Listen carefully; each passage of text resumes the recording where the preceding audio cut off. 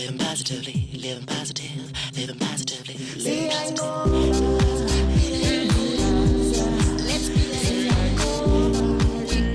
Sanibonani. Siyanamukela ohlelweni lesayinqoba Bitit. Lolu hlelo olawa wonke umuntu waseningizimu Afrika ofuna ukubhekana nokunqoba izinselelo zesifo sengculazi kanye nesandulela ngculaza. Namhlanje sixoxa ngocansi phakathi kwamantombazane asemasha noma intsha kanye nabesilisa abadala. Udaba lwethu olulandelayo luqhamuka eGauteng.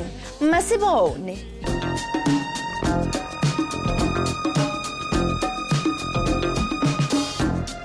Sisiyanqoba sisesishanguve sizothetha nobhuti ona 32 years otshadileyo uthandana nomntana ona 21 years. Masiyova uba kutheni intoni ebangela bazothandana nalomntana.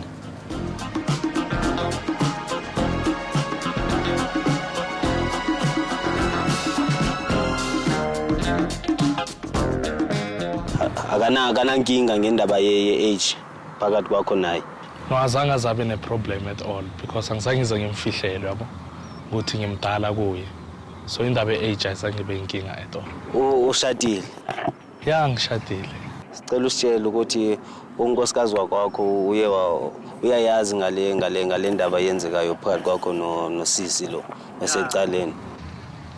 No, inkosikazi yami iyazi. Sicela usixelele nge-status sakho lo mntana lo ojola naye uyasazi status sakho. Yeah, uyasazi status sami ukuthi ngi-HIV positive and then it's a long time ngiphila ngalokugula. Umntana lo othandana naye wena uyasazi status sakhe? Angisazi status sakhe. That's why I'm always ngimprotecta nguse condom naye. If bengafuna ukuthi ngingasebenzisa condom, yes, bazovuma ukuthi singayisebenzisi. So wathini wa-react kanjani mawumtshela ukuthi u-HIV positive? Zanga sabo ukuthi maybe nawo uzamnikezela ngegciwane. Azange zabe ne problem, to be honest. Shuthi lo mntwana the way angithanda ngakhona. I think ungithanda the way ngakhona ne status sami the way. Yebo, yeah.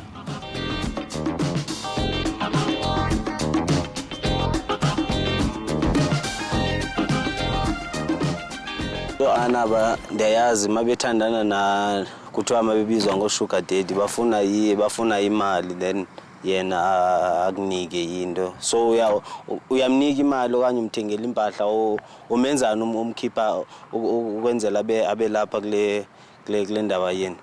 Yena kusumuntu odemanda kakhulu when it comes to imali. But at least imaka need something enga afford ukuthi ngimenzele wona ngiyamenzela.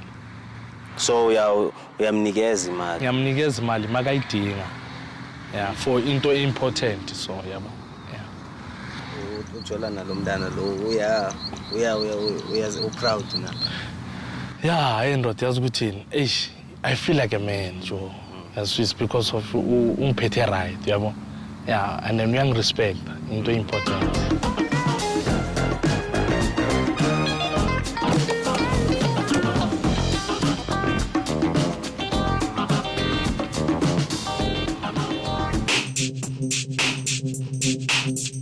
Ingabe abesilisa noma amadoda asemadala kuyadingeka ukuba athandane namantombazana asemancane ukuze azizwe engamadoda aphelele na?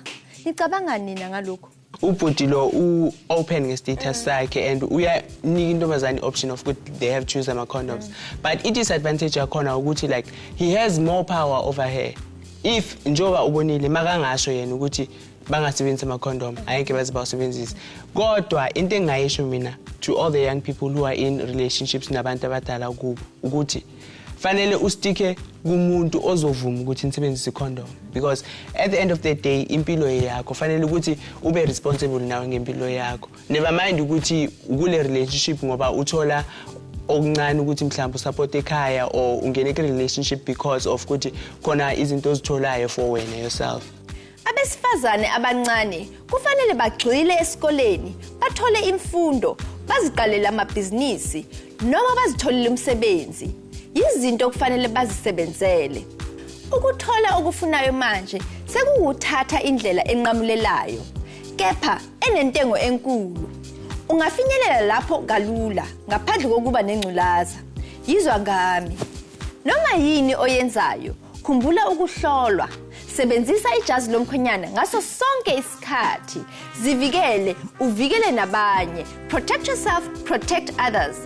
Nisale kahle. Bye bye. Bye bye.